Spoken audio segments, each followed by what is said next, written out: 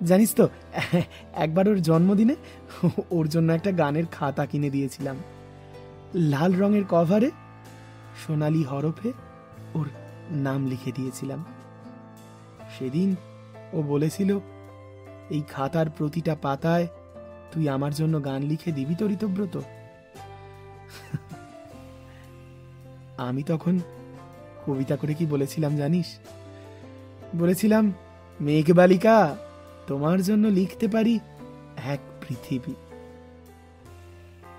তাহলে হঠাৎ করে কি এমন হলো, আর এত ভালোবাসা হারিয়ে গেল কিভাবে?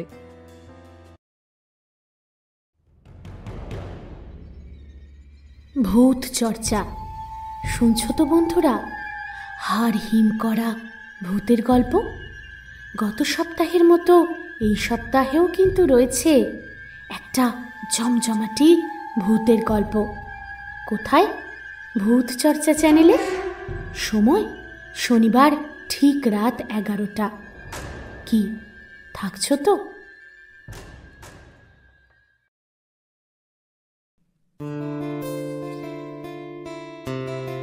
একটা তুলির আঁচড় দিলাম, আকাশ হলো নীল।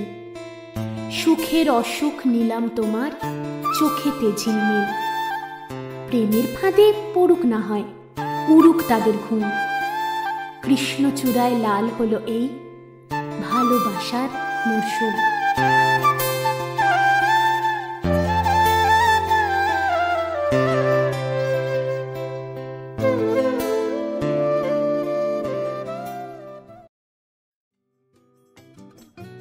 নমস্কার ভালোবাসার মরশুমের বন্ধুরা, কেমন আছো সবাই?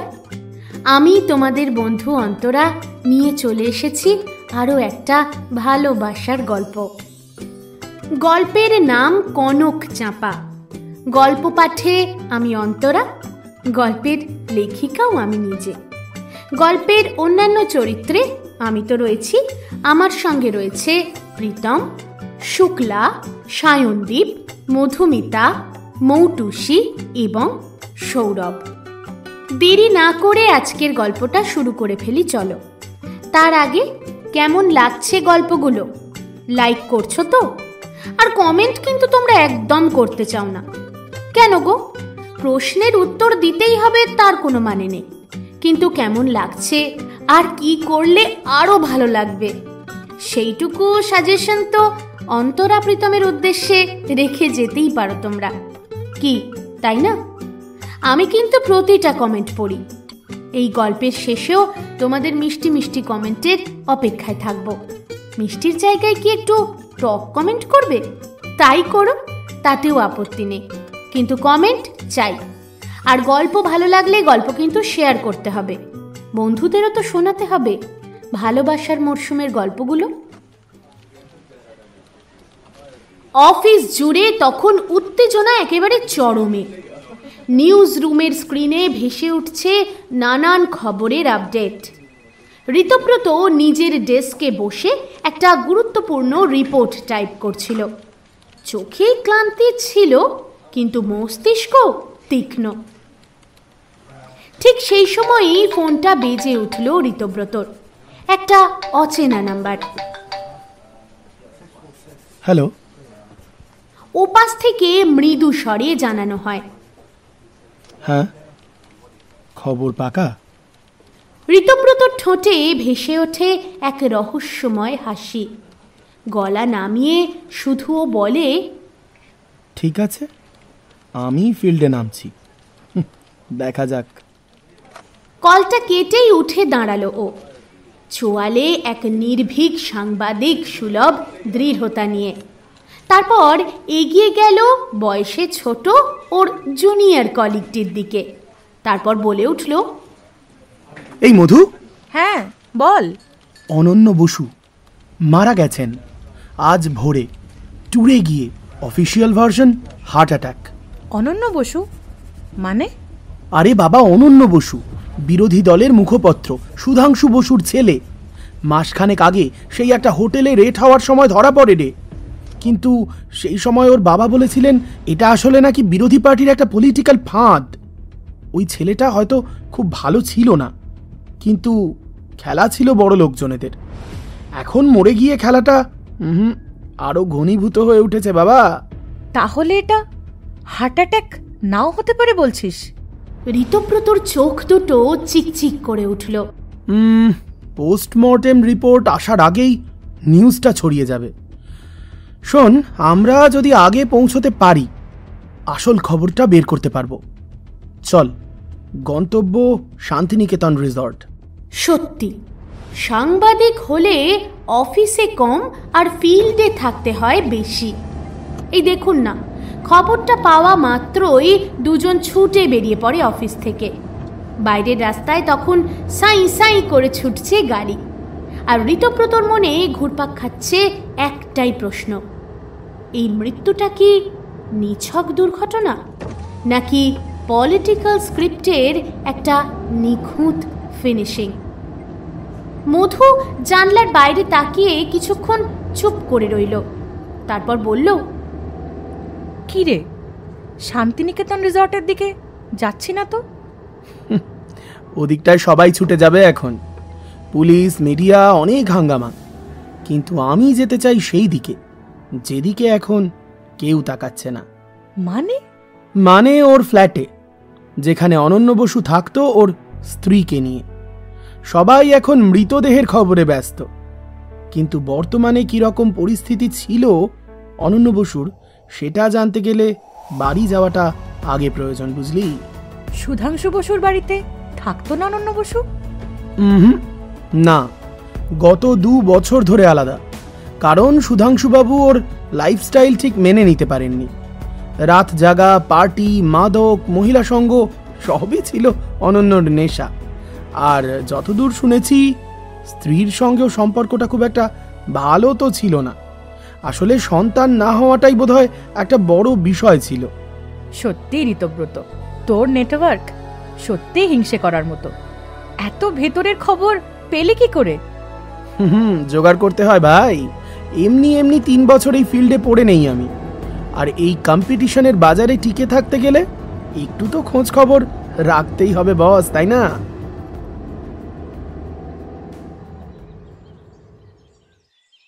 ফ্ল্যাটের সামনে নেমেই দুজনে স্মার্টলি এগিয়ে গেল লিফটের দিকে। এত বড় অ্যাপার্টমেন্ট, ওরা ভেবেছিল যে সিকিউরিটি হয়তো খুব টাইট হবে, কিন্তু সেসবের বেলায় একেবারেই নেই। একটি মাত্র সিকিউরিটি গার্ড নাকে সর্ষের তেল ঢেলে দিবানিদ্রায় মগ্ন। একটু বিরক্ত হলো ঋতব্রত। কন্টেন্টের অভাব নেই, চাইলে এইটা ভিডিও করে একটা বেশ বড় সড়ো ইস্যু ক্রিয়েট করে দেওয়া যাবে। দিনে দুপুরে এত বড় অভিজাত একটা অ্যাপার্টমেন্টের সিকিউরিটি গার্ড নাকে সর্ষের তেল দিয়ে ঘুমোচ্ছেন, আর এই কারণেই তো শহরের বড় বড় ফ্ল্যাটগুলোয় চুরি ডাকাতির ঘটনা এখন নিত্যদিনের বিষয়। মনটা একটু বিক্ষিপ্ত হয়ে গিয়েছিল, আবারও সংযত করল ঋতব্রত। এখন এদিকে নয়, ফোকাস সরাতে হবে অনন্য বসুর দিকে। অনন্য বসুর স্ত্রী, যিনি বরাবরই থেকে গেছেন আড়ালে, খুব একটা জনসমক্ষে দেখা যায়নি তাকে। এমনকি তার কোনো ভিডিও ফুটেজ বা ছবিও নেই মিডিয়ার কাছে। বরাবরই প্রচারের আলো থেকে তিনি নিজেকে লুকিয়েই রেখেছেন, বা তাকে লুকিয়ে রাখা হয়েছে। আজ অনন্য বসুর মৃত্যুর পর ঋতব্রতর হাতে এক মহা সুযোগ। তাই গোটা প্রেস মিডিয়া যখন হামলে পড়েছে অনন্য বসুর বাড়িতে, তখন নিজের জুনিয়রকে নিয়ে ঋতব্রত পৌঁছে গেছে একদম শহরের বাইরে নির্জন এই অ্যাপার্টমেন্টের সামনে। 1003 অনন্য বসুর ফ্ল্যাটের নাম্বার। কলিং বেল বাজালো না ঋতব্রত, বরং দরজায় কান পাতল। ভিতর থেকে মৃদু শব্দ আসছে ঠিকই। মধু আস্তে আস্তে বলল, তুই কি নিশ্চিত? মানে এখানে আসাটা কি ঠিক? ওর বউ কি এখনো এখানেই আছে? দেখা যাক না। কিন্তু যদি থাকে, ওকে বিরক্ত করাটা কি ঠিক হবে? মানে একটা মানুষ আজকেই স্বামী হারিয়েছে, ওর ওপর দিয়ে কত কিছু যাচ্ছে এখন। শোন, এই মুহূর্তে সব মিডিয়া ব্যস্ত সুধাংশু বসুকে নিয়ে, কিন্তু অনন্য বসু কেমন মানুষ ছিল সেটা তার স্ত্রী সব থেকে ভালো বলতে পারবেন। যদি তার মুখ থেকে কিছু একটা বার করতে পারি, আমাদের চ্যানেলেই আসবে এক্সক্লুসিভ খবর। আর সত্যি বলতে কি, কুলাঙ্গার স্বামীকে হারিয়ে তার স্ত্রীর অসহায়তা দেখতে মানুষ বেশ মজাই পায়। এই সমস্ত কেস একটা মিডিয়া হাইপ তৈরি করে, টিআরপি বাড়ে, বুঝলি? মধুর মুখটা গম্ভীর হয়ে উঠল। কোনো রকমে গলার স্বরটা সামলে নিয়েও বলল, এই পেশায় থাকতে থাকতে না তোদের মনের কোনো কোণেই কিচ্ছু অবশিষ্ট নেই আর। ইমোশন, সহানুভূতি সব ফুরিয়ে গেছে তোর। খবর বানাতে বানাতে তুই অমানুষ হয়ে গেছিস ঋতু। এই শোন, ফালতু কচকচানি থামাতো। ভালোবাসা দিয়ে সত্যি বদলায় না সমাজ। আমরা যেটা জানি সেটা নয়, মানুষ যেটা দেখতে চায় সেটাই খবর, বুঝলি? আর আমি শুধু সেটাই তুলে ধরি।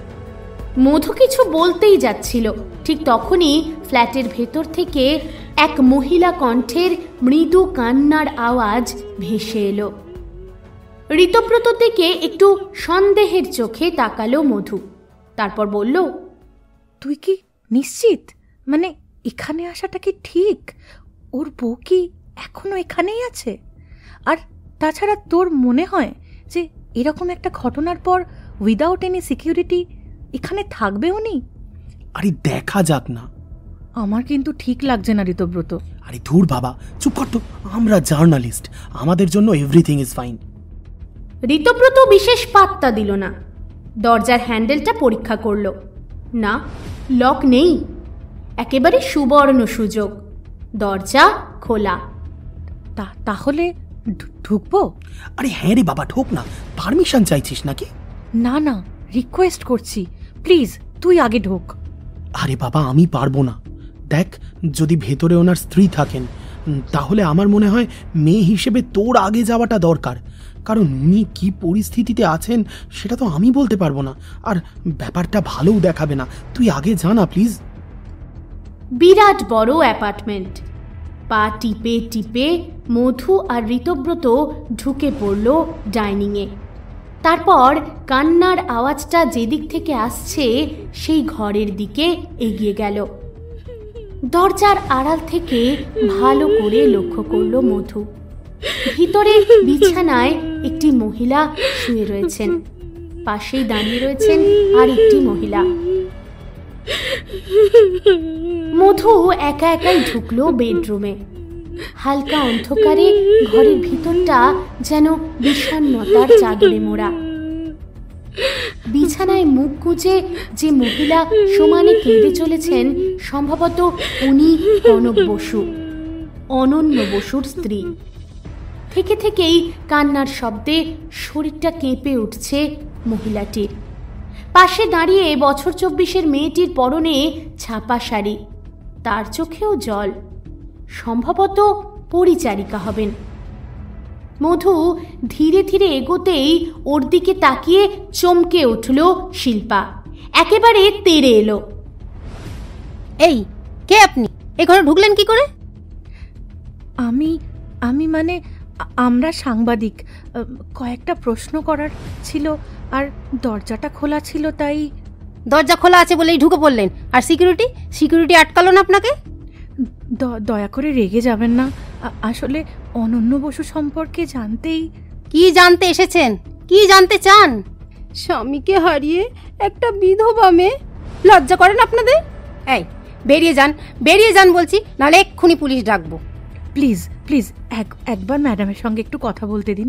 ঠিক সেই মুহূর্তেই বিছানায় উঠে বসে কনক ভাঙা অথচ বেশ কঠিন গলায় বলে উঠল, আমার অনন্য বসু সম্পর্কে বলার কিছু নেই। আপনারা যেতে পারেন। আর ওকে তো সম্ভবত ওর বাড়িতেই নিয়ে যাওয়া হবে। ওখানে গিয়ে ওদেরই জিজ্ঞাসা করলে সব উত্তর পেয়ে যাবেন। ম্যাডাম, আপনি কি ওই বাড়িতে থাকতেন না? প্রশ্ন শেষ হলো না, তার আগেই শিল্পাকে ইশারা করলো কনক। শিল্পা। আর সেও এগিয়ে গিয়ে চেপে ধরল মধুর হাত। তারপর বলল, এভাবে কেউ শোকের বাড়িতে প্রশ্ন করতে ঢোকে না। বেরিয়ে যান বলছি।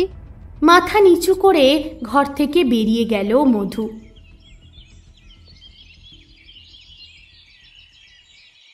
ঋতব্রত, তোর জন্য আজ আমায় এত কথা শুনতে হলো। ভদ্রলোকের ঘরে এইভাবে ঢুকলে লোকে তো চোর বলবেই। আর হ্যাঁ রে, তুই জানিস না এমন পরিস্থিতিতে মানুষ কেমন থাকে। আর রাগ করিস না, কি হয়েছে বল। আচ্ছা দাঁড়া, তার আগে চল আইসক্রিম খাওয়াবো, চকো চিপস দেওয়া, কেমন? তোর ফেভারিট তো। ঢং করিস না, এত হাসির কিচ্ছু নেই। এবার কি করবি বল দেখি। আরে বাবা, কি আবার করবো? বাইক নেব মিসেস বসুর। তুই না কুকুরের লেজ, কখনো সোজা হবার নয়, বেহায়া একটা।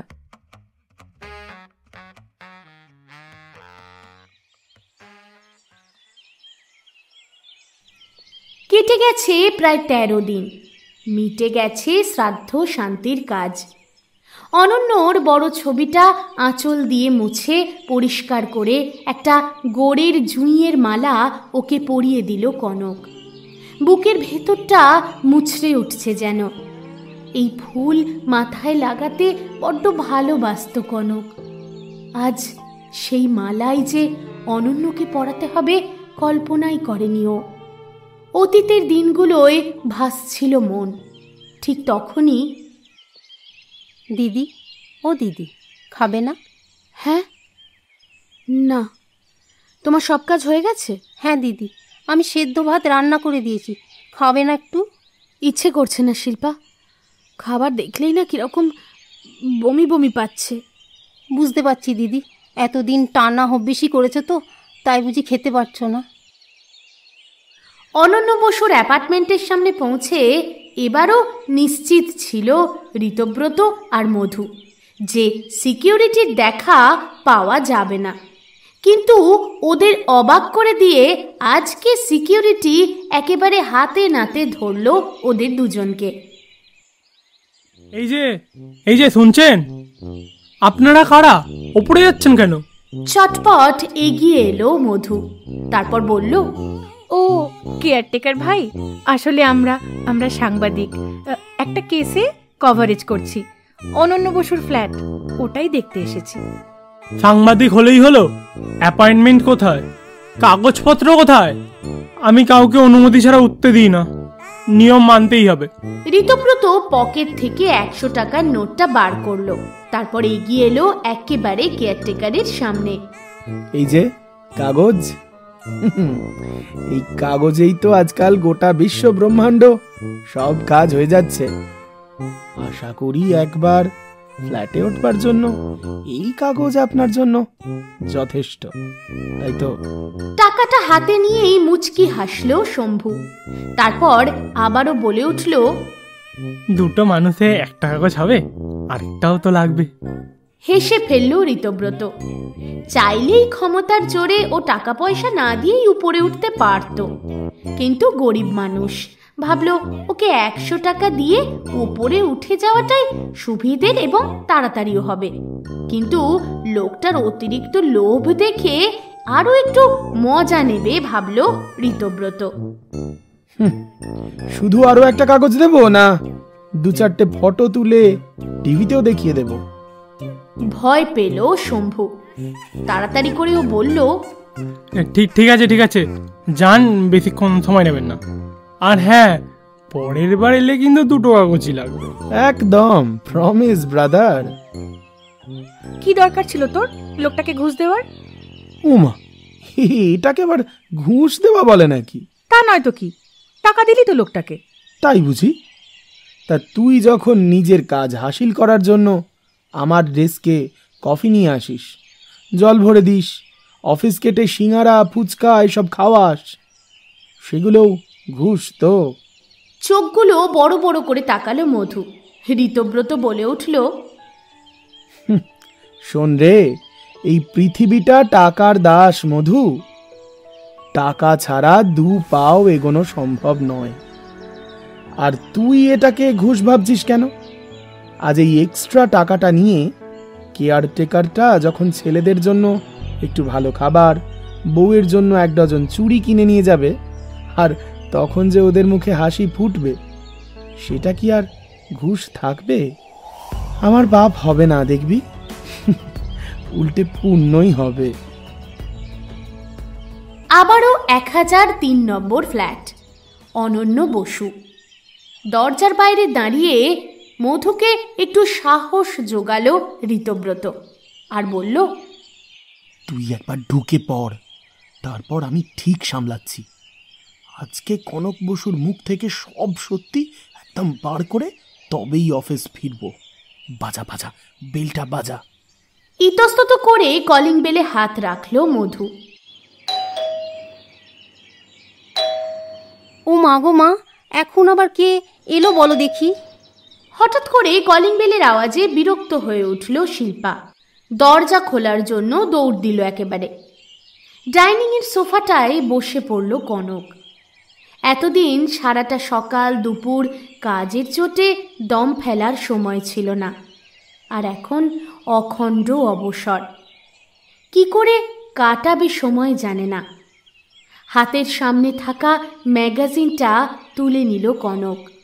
ঠিক তখনই দৌড়ে এলো শিল্পা। দিদি, ও দিদি। কি হলো, দৌড়চ্ছ কেন? লুকিং গ্লাস দিয়ে দেখলাম ওই চোর দুটো আবার এসেছে। চোর?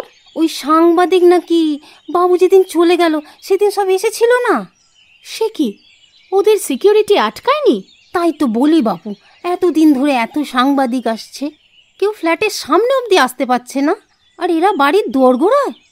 কি জানি বাবা, এই শম্ভু লোকটা যে কি করে না। কোনো চ্যানেলের নাম বলেছে? হ্যাঁ বলছিল তো, কি সব বেকিং বাংলা নাকি। কি কি বললে? কোন নিউজ চ্যানেল? বেকিং বাংলা গো, বেকিং।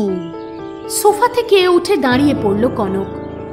চোখ দুটো জলে ভরে উঠল ওর। অস্থির হয়ে উঠে ও বলল, ব্রেকিং বাংলা?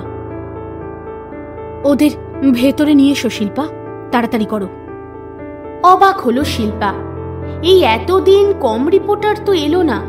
দিদি কারোর সঙ্গে দেখা করতে চায়নি। হঠাৎ আজ কি হলো? ওর কি, কাজের লোক, মালকিন যা করতে বলেছে তাই করবে। এই বাড়ি থেকে মাইনেপত্র ভালোই দেয়, আর দিদিও খুব ভালো মানুষ।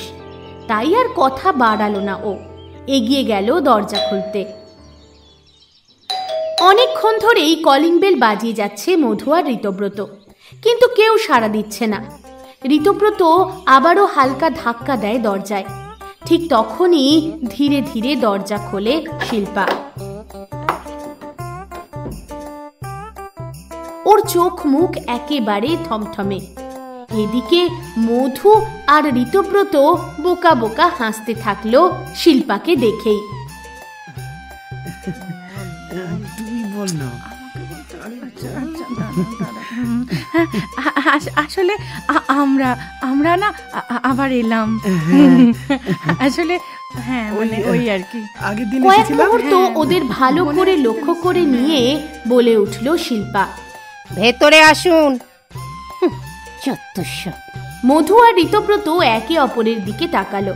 দুজনেই অবাক। এই মহিলা যে কিনা গত কয়েকদিন আগে পর্যন্ত মিডিয়াকে ঘরের চৌকাঠ পেরোতেই দিচ্ছিল না, আজ নিজেই ডাকছে। মধু ধীরে পা বাড়ায়। ভেতরে ঢুকেই বুঝতে পারে এক অদ্ভুত নিস্তব্ধতা। ঋতব্রতর সদ্য বাঁধানো বিরাট ছবিটার দিকে এক দৃষ্টে তাকিয়ে দাঁড়িয়েছিল কনক। চোখে জল নেই, মুখে কোনো অভিব্যক্তি নেই, একটা ঠান্ডা শূন্যতা। ঠিক তখনই পিছনে পায়ের আলতো শব্দ। সঙ্গে সঙ্গেই সজাগ হয়ে উঠল ও। ঋতব্রত চুপি চুপি কনুই দিয়ে খোঁচা দিল মধুকে। মধু একটু রাগী মুখ করে সামনের দিকে এগিয়ে গেল। ম্যাডাম, আমরা না সত্যিই খুব দুঃখিত আপনাকে এই সময় বিরক্ত করছি। আসলে কয়েকটা প্রশ্ন ছিল তো, সেই জন্যই আর কি। মধুর কথা শেষ হওয়ার আগেই খুব ধীর শান্ত মিষ্টি একটা কণ্ঠস্বর ভেসে এলো। বসুন। শিল্পা, একটু চার জলখাবারের ব্যবস্থা করো। গলার পরিচিত সুরটা শুনেই মুহূর্তেই জমে গেল ঋতব্রত। মুখের সমস্ত রং হঠাৎ করে মুছে গেল যেন। বুকের ভেতর ধুকপুক শব্দ। হাতে ধরা ব্যাগটা আরো শক্ত করে চেপে ধরল ও। সেই গলার শব্দ, সেই মিষ্টি, অথচ ও ভুলতে পারেনি, ভুলবে না কোনোদিন। সামনে ঘুরে তাকালো কনক, আর ঠিক সেই মুহূর্তেই ঋতব্রত অস্ফুটে বলে উঠল, চাঁপা। মধু অবাক চোখে ঋতব্রতকে দেখল। কনকের মুখে ফুটে উঠল নিঃশব্দ ম্লান হাসি। কনক, আমি কনক বসু। বসুন, দাঁড়িয়ে আছেন কেন? ঋতব্রত সামান্য কাঁপতে থাকা চোখে তাকিয়ে রইল কনকের দিকে। মধু আর পারল না। ছেলেটার কাজ কর্ম কথাবার্তা সবকিছুই আনএক্সপেক্টেড। তাই নিজেই ঋতব্রতর হাতটা ধরে টেনে ওকে সোফায় বসিয়ে দিল। কনকও বসল ঠিক ওদের বিপরীত সোফায়। তারপর গভীর শ্বাস নিয়ে বলল, বলুন, কি জানতে চান? মধু খানিকটা দ্বিধা নিয়ে ঋতব্রতকে দেখল। তারপর একটা দীর্ঘশ্বাস ফেলে নিজেই প্রশ্ন করল, আপনার স্বামী মানে অনন্য বসু, সুধাংশু বসুর একমাত্র ছেলে, উনি এত অল্প বয়সে এরকম অসুস্থ কি করে হয়ে গেলেন? কনক বিন্দুমাত্র দ্বিধা ছাড়াই উত্তর দিল, শারীরিক সমস্যা ওর ছোট থেকেই ছিল। ফ্যাটি লিভার, গ্যাস্ট্রিকের প্রবলেম, কোলেস্টেরল। কাজপাগল মানুষ, আমি অনেক বুঝিয়েছিলাম, আমার কথা শুনতেই চাইতো না। খাওয়া দাওয়া সংযত ছিল না। ডক্টর মুখার্জি অনেকবার বলেছিলেন এমন বিপদ হতে পারে। দেখুন, ঠিক তাই হলো। তোর উপর কি মানসিক বা শারীরিক অত্যাচার করতো অনন্য বসু? অল্প হাসল কনক, তারপর সরাসরি মধুর চোখে তাকালো।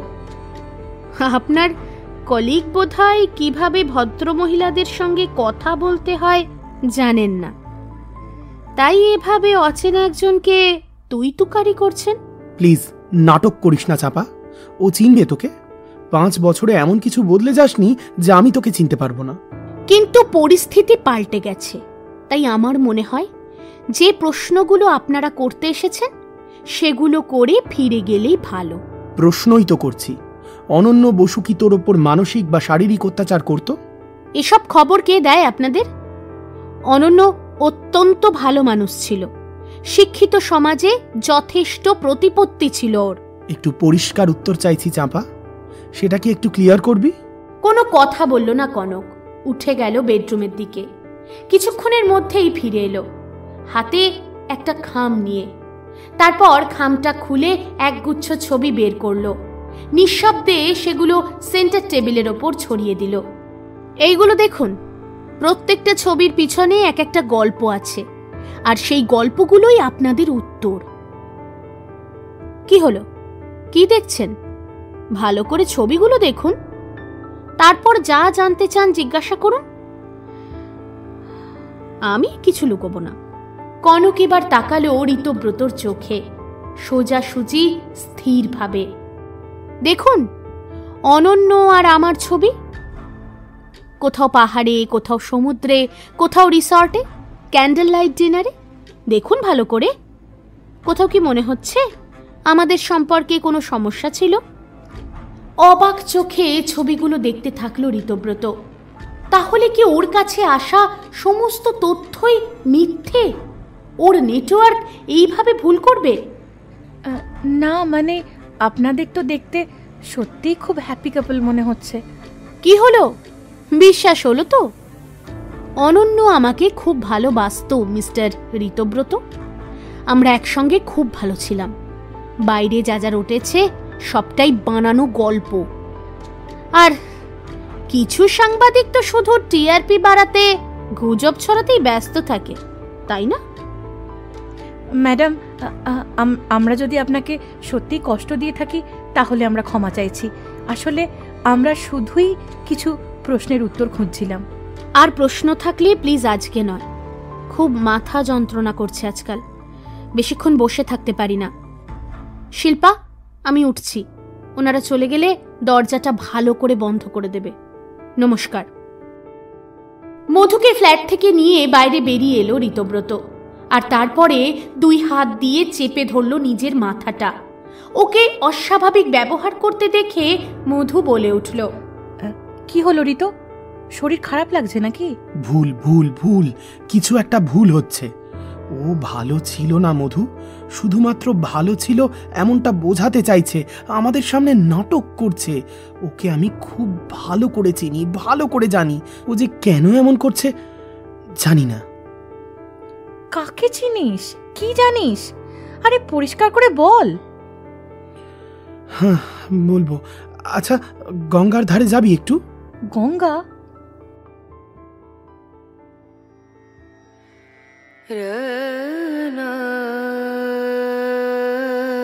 ঋতব্রত আর মধু বেরিয়ে যেতেই এক ছুটে বেডরুমে চলে গেল কনক। তারপর সোজা গিয়ে দাঁড়ালো আয়নার সামনে, অবাক চোখে তাকালো নিজের দিকে।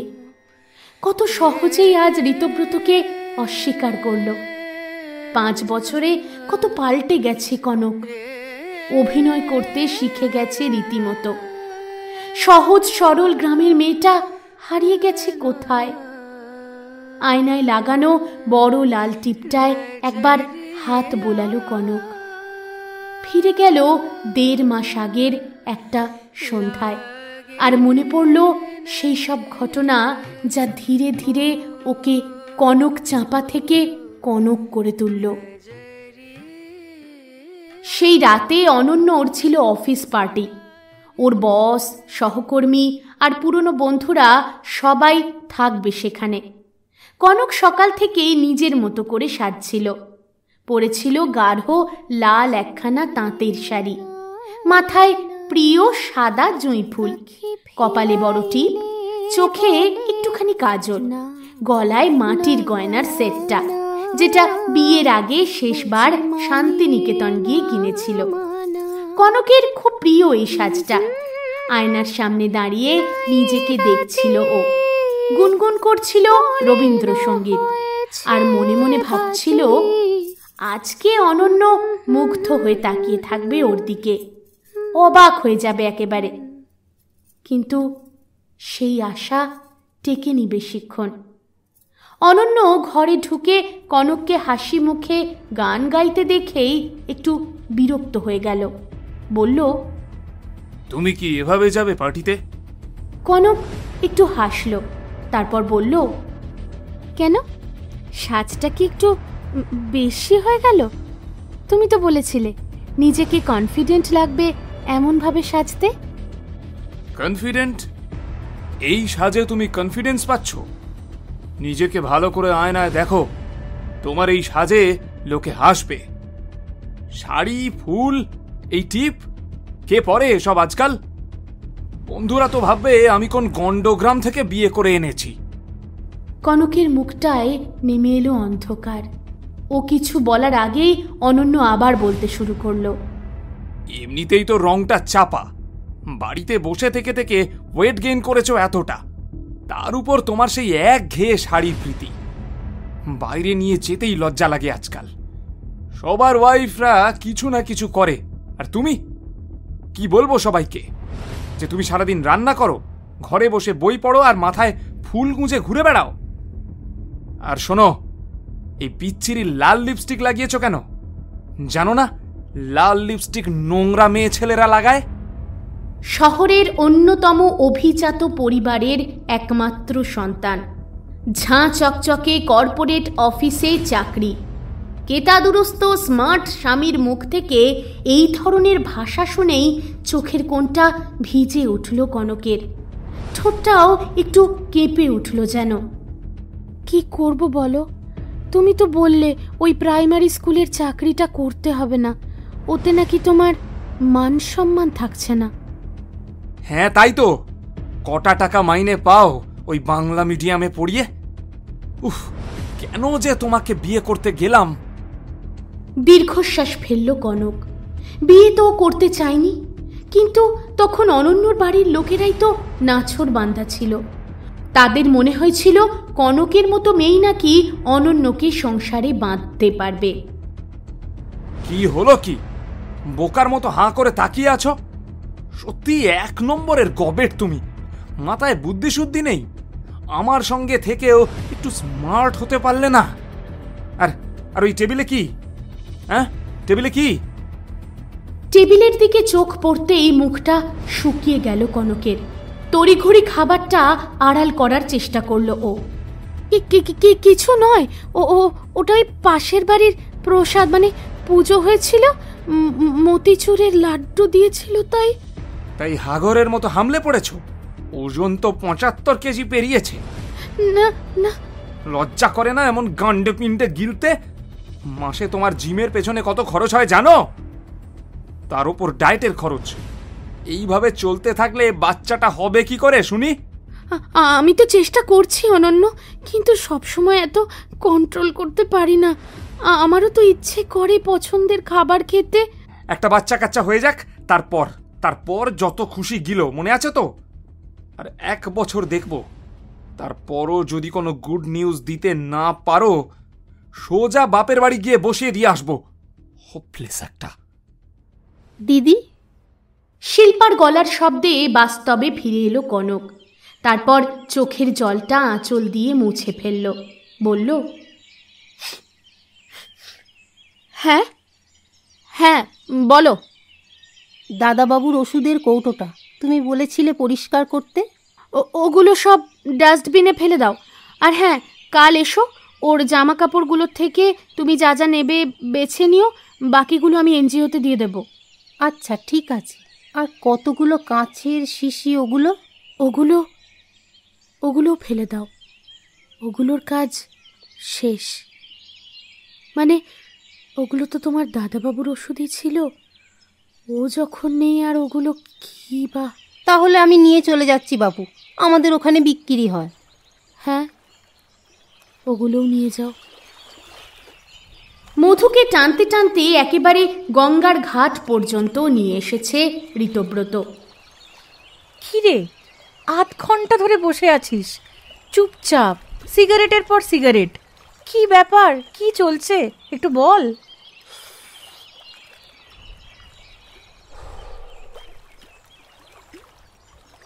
বলবো। কনক চাঁপা দত্ত। ছোটবেলায় আমরা সবাই ওকে চাঁপা বলেই ডাকতাম। খুব কনজারভেটিভ ফ্যামিলির মেয়ে ছিল চাঁপা। একটা সময় ওরাই নাকি ছিল জমিদার। জমিদারি চলে গেলে ওদের অবস্থা ছিল বেশ ভালো। আর আমার বাবা ছিল সামান্য স্কুল মাস্টার, আর আমি ছিলাম ভবঘুরে এক বাউন্ডুলে। তবে চাঁপাকে আমি পাগলের মতো ভালোবাসতাম। ইয়েস, একটা বেলা ওকে যদি দেখতে না পেতাম, কেমন যেন পাগল পাগল লাগতো। তোর গ্রামে থাকতো কনক বসু, আর তোরা বন্ধু ছিলি? শুধু বন্ধু না, স্কুলে একসাথে পড়তাম, তারপর কলেজে একসাথে ইংরাজি অনার্স। চাঁপা পড়াশোনায় খুব ভালো ছিল জানিস, পুরো ক্লাসে ফার্স্ট হতো। আর কি দারুণ গাইতো। রবীন্দ্রসঙ্গীত গাইলে পুরো পৃথিবীটাই যেন থমকে যেত। তবে আমি ওর গলার প্রেমে পড়িনি, ওর চোখের প্রেমে পড়েছিলাম। ও ছিল আমার কৃষ্ণকলি, আমার প্রথম প্রেম। ওর চোখের মায়ায় ওর প্রেমে পড়তে বাধ্য হবে যে কেউ। জানিস তো, একবার ওর জন্মদিনে ওর জন্য একটা গানের খাতা কিনে দিয়েছিলাম। লাল রঙের কভারে সোনালি হরফে ওর নাম লিখে দিয়েছিলাম। সেদিন ও বলেছিল, এই খাতার প্রতিটা পাতায় তুই আমার জন্য গান লিখে দিবি তো ঋতব্রত। আমি তখন কবিতা করে কি বলেছিলাম জানিস? বলেছিলাম, মেঘ বালিকা, তোমার জন্য লিখতে পারি এক পৃথিবী। তাহলে হঠাৎ করে কি এমন হলো, আর এত ভালোবাসা হারিয়ে গেল কিভাবে? আসলে কি বলতো, জীবন না সবসময় ওই সোজা রাস্তায় চলে না। ওসব গানেই ভালো লাগে যে চল রাস্তায় সাজি ট্রাম লাইন। আমরা একে অপরকে ভালোবাসতাম সত্যি, কিন্তু সোসাইটিতে আমাদের অবস্থান ছিল একেবারে 2 মেরুতে। ওদের সঙ্গে আমাদের স্টেটাসে ম্যাচ হওয়া ছিল একেবারে অসম্ভব। ওর বাবা যেদিন আমাদের সম্পর্ক সম্বন্ধে জানতে পারল, মেয়েটাকে এত মেরেছিল যে 3 দিন জ্বরে বিছানায় পড়েছিল। তাও ছুটে এসেছিল আমার কাছে, কিন্তু আমি পারিনি। বাবার অসুস্থতা আর চাঁপার বাড়ির লোকের বিরোধিতা, এই সব কিছুর সঙ্গে লড়াই চালিয়ে যেতে আমি পারিনি। আমার অভাবের সংসার আমার ভালোবাসাকে কেড়ে নিয়েছিল আমার কাছ থেকে। জানিস, এখনো মনে পড়ে সেই দিনটা, যেদিন ছিল ভয়ঙ্কর একটা বৃষ্টির রাত। হঠাৎ দরজায় কড়া নাড়ার শব্দ। দরজা খুলে চমকে উঠেছিলাম আমি। চাঁপা, এত রাতে তুই? আমি পালিয়ে এসেছি। আজ সত্যি আর সহ্য হচ্ছিল না ঋতব্রত, তোকে ছাড়া যে আর কিছুই বুঝি না আমি। তুই পাগল হয়ে গেছিস চাঁপা? এভাবে কেউ আসে? তুই জানিস তুই কি করেছিস? সব জানি, জেনে শুনেই তো এসেছি। বল, আমি আর পারছিলাম না রে। আমি তোকে ভালোবাসি চাঁপা, এই নিয়ে তো কোনো সন্দেহ নেই, কিন্তু তুই কি বুঝতে পারছিস না এই ভালোবাসা এখনো সংসার করার মতো শক্তিশালী নয়। তবে তুই কি আমায় খালি হাতে ফিরিয়ে দিবি ঋতব্রত? শোন, আমি তোকে হারাতে চাই না, কিন্তু তুই আজ যা করেছিস তার পরিণাম কি ভয়ঙ্কর হতে পারে সেটা আমি জানি। আমাদের এখনো চাকরি নেই, ঘর নেই, একটা নিরাপত্তা নেই চাঁপা। আমি ঘর চাই না ঋতব্রত, আমি শুধু তোকে চাই। না, সেটা এই মুহূর্তে তো সম্ভব নয়। তোকে ফিরিয়ে দিচ্ছি, কারণ ভালোবাসি তোকে। এখন যদি তোকে নিয়ে পালাই, সেটাই হবে তোর সবচেয়ে বড় ক্ষতি।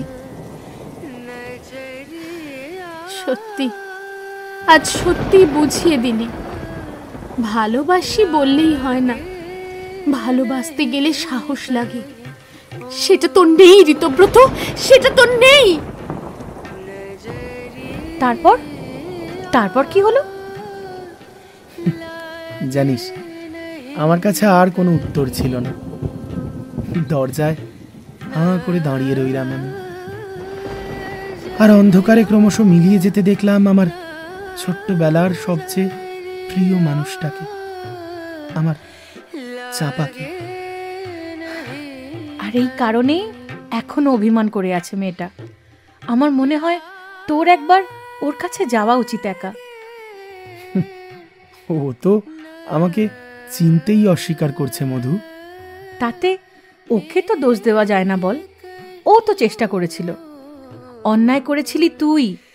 ভালোবাসলে ভালোবাসাকে নিজের করে নেবার চেষ্টা করতে হয় ঋতো। আমার পরিস্থিতি কি ছিল তুই জানিস না। আমার বাবা অসুস্থ ছিল, অনেক টাকার প্রয়োজন ছিল। সেই সময় শুধুমাত্র নিজের খুশির জন্য না। আচ্ছা, বাদ দে এসব, এখন অনেক দিনের ব্যাপার। এখন মেয়েটা এত কষ্টে রয়েছে, আমার মনে হয় তোর ওর পাশে দাঁড়ানো উচিত। জানি, কিন্তু ও কি আমায় আর সেই সুযোগ দেবে? আমি যা অপরাধ। ছাড়, একবার চেষ্টা করেই দেখ না।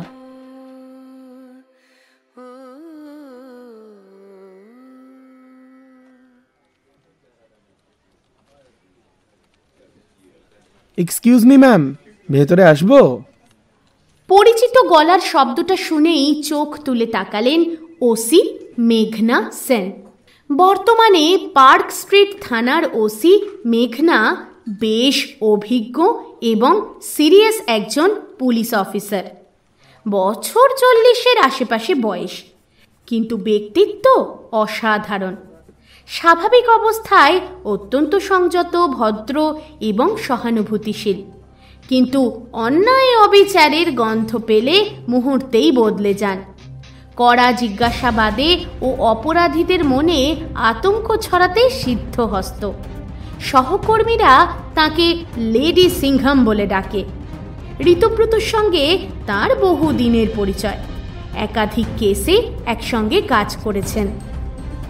আরে ঋতুব্রত যে, বাবা কি ব্যাপার, আজ হঠাৎ শহরের এমন নাম করা সাংবাদিকের এক সাধারণ পুলিশ কর্মচারীর কথা মনে পড়লো? কি যে বলেন ম্যাডাম, আসলে একটা ব্যাপারে আপনার সঙ্গে একটু ডিসকাস করতে এসেছি।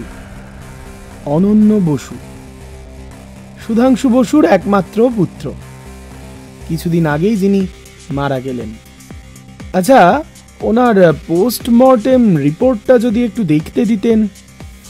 ঋতুব্রত, তোমার কৌতূহল কিন্তু সেই পুরনো দিনের মতোই আছে। হ্যাঁ দেখো, রিপোর্টে কিছু সন্দেহজনক পাওয়া যায়নি, সোজা হার্ট অ্যাটাক, ক্লিন কেস। তবুও আপনি তো জানেন ম্যাডাম, সব সময় সব কিছু রিপোর্টে উঠে আসে না। আপনি নিজেই তো বলতেন অনেক খুনও নাকি অ্যাটাকে ঢাকা পড়ে যায়। হ্যাঁ বলি, কিন্তু তোমার যদি মনে হয় এটা খুন, তাহলে সেটা প্রমাণ করার মতো কিছু আনো। কারণ রিপোর্ট তো বলছে শরীরে কোনো রকম আঘাতের চিহ্ন নেই, বিষক্রিয়ার নমুনাও নেই, হার্ট বেশ কিছুদিন ধরেই দুর্বল ছিল, কোনো রকম ফাউল প্লে ধরা পড়েনি ঋতুব্রত। বুঝলাম। বুঝতে পারছি ঋতুব্রত, সাংবাদিক হয়েছ তাই খুঁটিনাটি দেখছো, সেটা ভালো, কিন্তু সাবধানে থেকো, সত্যির খোঁজ করতে গিয়ে আবার নিজেকে হারিয়ে ফেলো না। ঠিক আছে, ধন্যবাদ ম্যাডাম, আপনার কথা আমি নিশ্চয়ই মনে রাখব।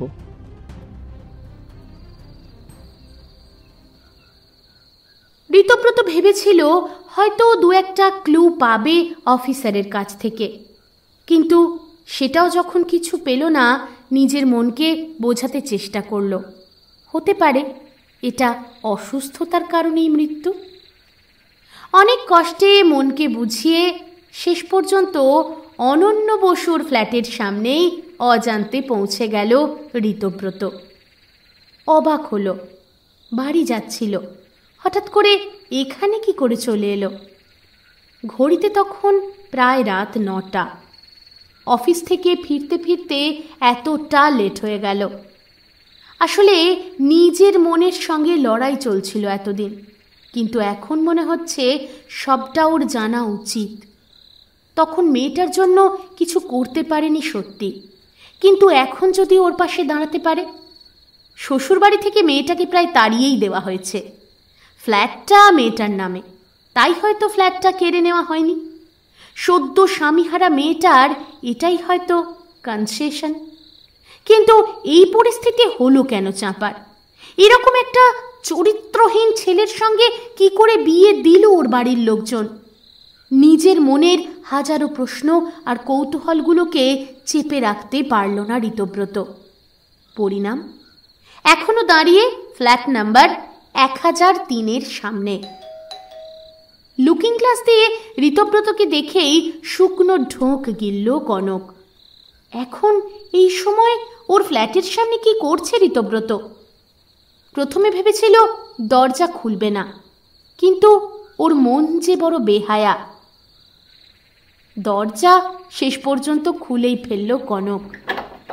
আচ্ছা, আজ কি তবে এক্সপেক্ট করেছিল ও ঋতব্রতকে?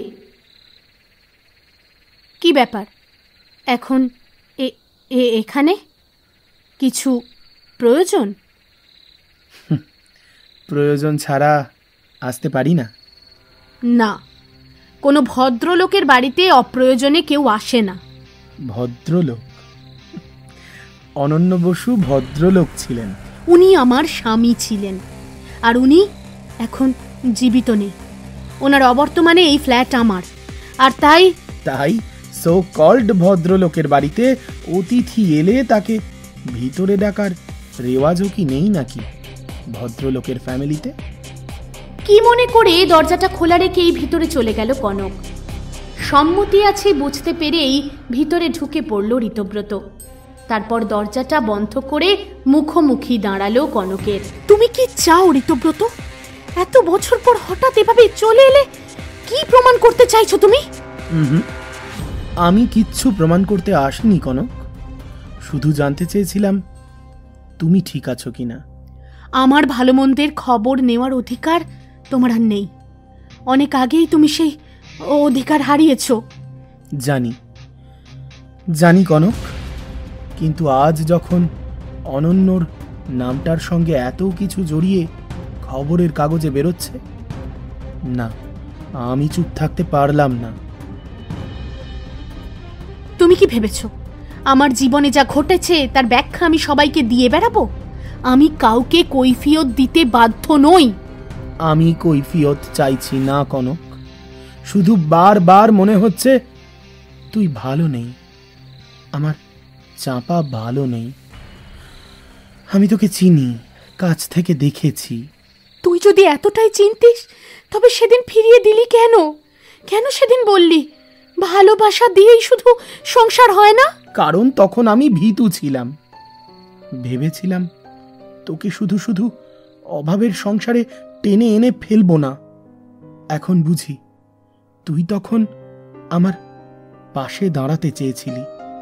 আমি তোকে, আমার জীবনটা পুরো বদলে গিয়েছিল ঋতব্রত। পড়াশোনা কন্টিনিউ করতে দেওয়া হয়নি। আমাদের সম্পর্কটা ওদের চোখে পাপ ছিল, আর আমি ছিলাম সব থেকে বড় পাপী। আচ্ছা, বলতে পারিস কেন মেয়েরাই শুধু শাস্তি পায়? আমার সব স্বপ্ন, আমার সব আশা, ইচ্ছে সব কিছু শেষ করে দিল ওরা। দেখাশোনা করে ভালো ছেলের হাতে তুলে দিল আমাকে, কিন্তু আমি কেমন রইলাম, আমার কি হলো, আর খোঁজ খবর রাখলো না কেউ। কি বলছিস তুই? তোর বাবা মা? তাদের যে আমি অপমান করেছিলাম রে। তোকে ভালোবেসে গোটা গ্রামের লোকের সামনে তাদের মাথা হেঁট করে দিয়েছিলাম। তাই তারা যেভাবেই হোক আমার বিয়ে দিয়ে নিজেদের মুখ রক্ষা করার চেষ্টা করেছিল। বলতে পারিস হাত পা বেঁধে গঙ্গায় ফেলে দিয়েছিল। অনন্য বসু তাহলে? শুনবি? অনন্য বসুর গল্প শুনবি? মানুষকে পশুতে পরিণত হতে দেখেছিস কোনোদিন ঋতব্রত? অনন্য বসুকে দেখলে বুঝতে পারতিস মানুষটা বাইরে থেকে যতটা মার্জিত, ভদ্রলোকের মুখোশ পরা, ভিতর থেকে ঠিক ততটাই অন্ধকার আর নিষ্ঠুর। তুই জানিস না ঋতব্রত, ওর হাসির পিছনে কি নিষ্ঠুরতা ছিল।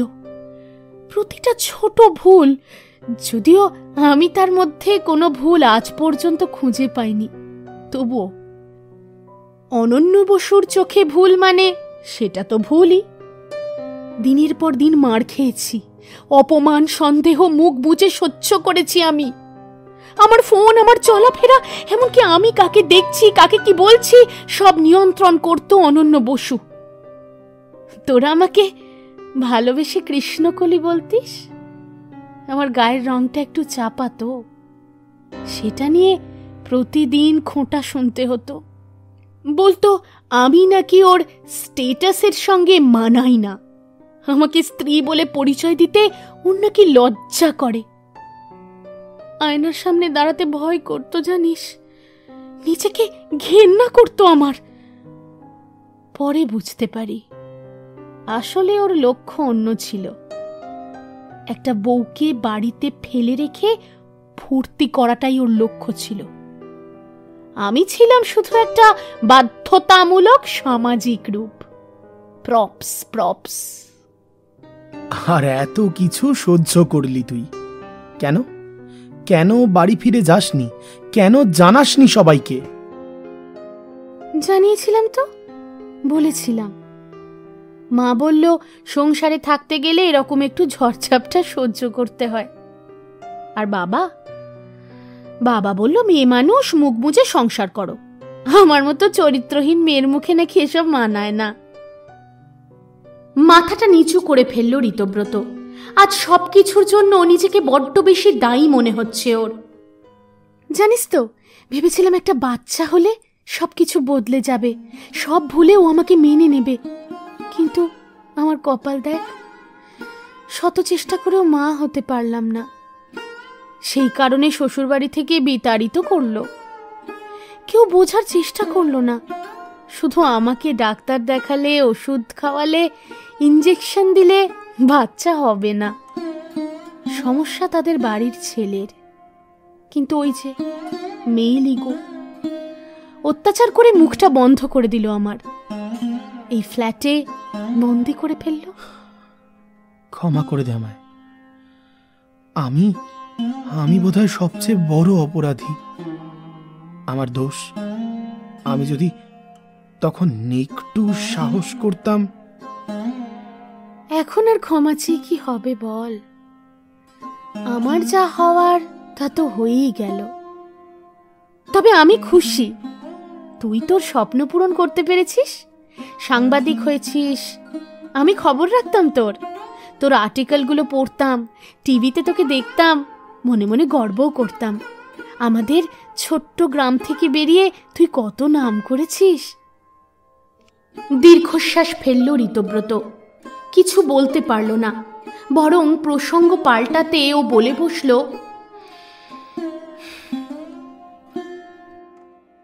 অফিসার মেঘনা সেনের কাছে গিয়েছিলাম। পোস্টমর্টেম রিপোর্টে হার্ট অ্যাটাক দেখিয়েছে। অনন্য বসুর লাইফস্টাইল এতটা খারাপ ছিল নাকি এর পিছনে কোনো চক্রান্ত আছে বলে তোর মনে হয়? না, অস্বাভাবিকতার কিছু দেখি না। দিনের পর দিন মদ পার্টি এই নিয়েই তো থাকতো। তুই বারণ করিসনি কোনোদিন? হ্যাঁ, প্রতিদানে কি জুটেছিল জানিস? অতীতে হারিয়ে গেল কনক। দিনটা ছিল রবিবার। সেদিন আর পার্টি করতে যায়নি অনন্য। মধ্যরাত পর্যন্ত ডাইনিং টেবিলের কোনায় বসে একা একা ড্রিঙ্ক করছিল। টেবিলের উপর কাঁচের গ্লাসে সোনালি তরল ঘূর্ণায়মান। ঘরের বাতাসে কড়া অ্যালকোহলের গন্ধ, যার ভারে যেন দম বন্ধ হয়ে আসে কনকের। রান্নাঘর থেকে মুখে আঁচলটা চেপে বেরিয়ে আসে কনক। তারপর ধীরে ধীরে বলে, অনন্য, তুমি তো জানো তোমার লিভারের অবস্থা ভালো না। গতবার ডাক্তার কি বলেছিল ভুলে গেছো তুমি? কে তুমি? কি আমার মা? শাসন করছো? সাহস তো কম নয় তোমার। আমার বাড়িতে আমি কি খাবো না খাবো সেটা তুমি ঠিক করে দেবে? শালা শান্তিতে একটু খেতে পর্যন্ত দেবে না। তুমি শান্তির জন্য নিজেকে শেষ করে দিচ্ছ। আমার আমার ভয় করে, বুঝতে পারো না তুমি? ভয় পাও? ভয় পাও? তুমি আমাকে ভয় পাও? হয়তো আমার তোমাকে পাওয়া উচিত কনক। তোমার ওই কালো শরীরটা দেখলেই আমি ভয়ে শিউরে উঠি, বুঝলে? ভয়ে শিউরে উঠি। কনক চুপ করে যায়। প্রতিবার এমনই হয়। ও যত বোঝায় অনন্য ততই অপমান করতে থাকে কনককে। ওর এক একটা কথা সারা শরীরটা জ্বলিয়ে দেয় কনকের। কি হলো? কি হলো? মুখে আঁচল চাপা দিয়েছো কেন? গন্ধ লাগছে তোমার? গন্ধ লাগছে? একদম কনকের মুখের কাছে এগিয়ে এলো অনন্য। অ্যালকোহলের তীব্র গন্ধে মাথাটা ঘুরে গেল কনকের। করছো অনন্য? আমার বমি পাচ্ছে। প্লিজ প্লিজ তুমি সরে যাও, যাও বলছি, যাও। তাই বুঝি? আমি কাছে এলে তোমার ভালো লাগে না? কি ভালো লাগে না বুঝি? আমি তোমায় ভালোবাসি।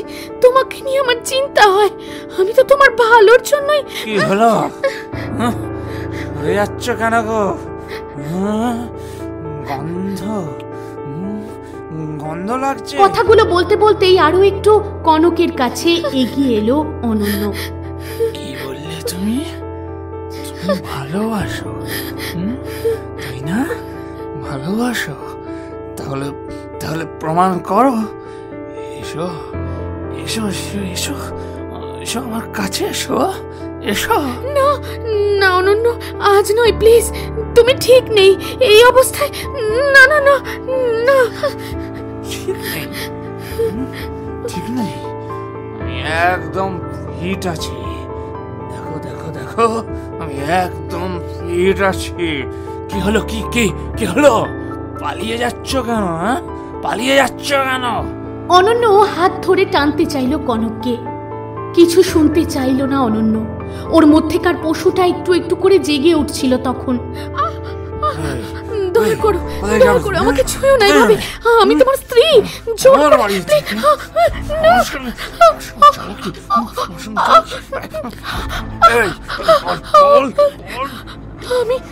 আমি তোমায় ভালোবাসি অনন্য, প্লিজ। তুমি জানো না তুমি কি করছো? তুমি জানো না? ছেড়ে দাও আমায়, ছেড়ে দাও, ছেড়ে দাও। আর সহ্য করতে পারলো না কনক। এক ধাক্কায় সরিয়ে দিল অনন্যকে। তারপর ছুটে চলে এলো বেডরুমে। দরজাটা সজোরে বন্ধ করে কান্নায় ভেঙে পড়ল ও।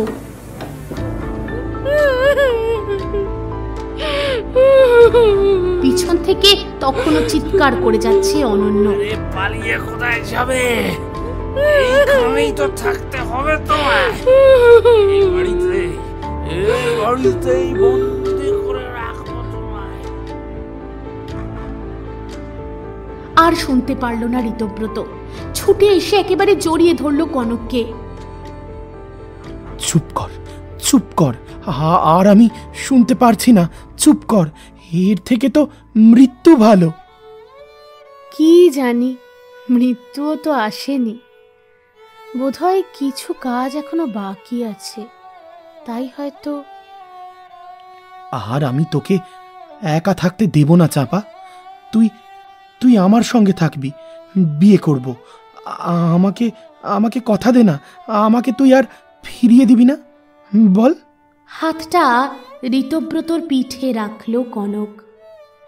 মুখে ফুটে উঠল রহস্যময় একটা হাসি। তারপর ধীরে ধীরে ও বলল, তোর বন্ধু হয়তো থাকতেই হবে আমায় রে। বিয়ের কথা দিতে পারছি না, কিন্তু তোর সঙ্গে তো এখনো অনেক হিসেব নিকেশ বাকি আছে আমার। এত তাড়াতাড়ি তো তোকে আমি হারিয়ে যেতে দেব না। বড্ড মিস করেছি তোকে আমি। এবার থেকে তুই আমার সঙ্গে থাকিস। কোন হিসাবের কথা বলল কনক?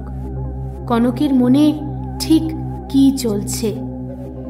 আচ্ছা, ঋতব্রত কি সত্যিই এখনো ভালোবাসে কনককে, নাকি অপরাধ বোধ থেকেই আরো একবার ফিরিয়ে নিতে চাইল কনককে?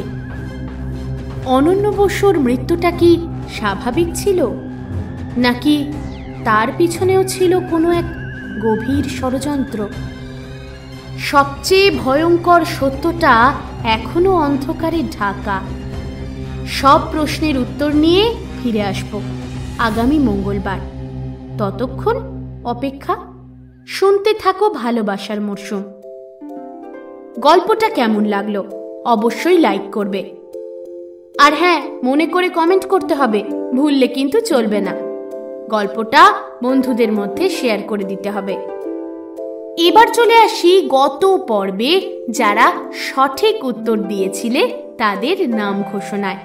তারা হলে প্রীতি ঘোষ, মাসুমা আক্তার, উজ্জ্বল, ঈশানী ঘোষ, শান্তনু বর্মন, মোহিনী ভট্টাচার্য, সুজিত শাসমল, ঋতু সর্দার, বিশ্বজিৎ ঘোড়াই, সোনাই সামন্ত, সাথী, কবিতা বেজ সহ অনেকেই। অনেক অনেক অভিনন্দন তোমাদের সকলকে। এবার সময় আজকের পর্বের প্রশ্নের। আজকের পর্বের প্রশ্ন হল, অনন্য বসুর বাবার নাম কি ছিল? প্রশ্নটা খুবই সহজ, তাহলে চটপট উত্তরটা কমেন্ট বক্সে গিয়ে লিখে ফেলো। কথা দিচ্ছি, প্রথম 10 জন সঠিক উত্তরদাতার নাম আগামী সপ্তাহে আমরা প্রকাশ করব। তাহলে আজ এই পর্যন্তই। দেখা হচ্ছে শুক্রবার ঠিক রাত 8টায়। ভালোবাসার ছোট্ট গল্প নিয়ে। আর হ্যাঁ, শনিবার থাকছো তো ভূত চর্চায়? এবারে কিন্তু আর একটু বেশি ভয়ের গল্প, ঠিক রাত 11টায়। তুমি, আমি, সঙ্গে ভূত চর্চা।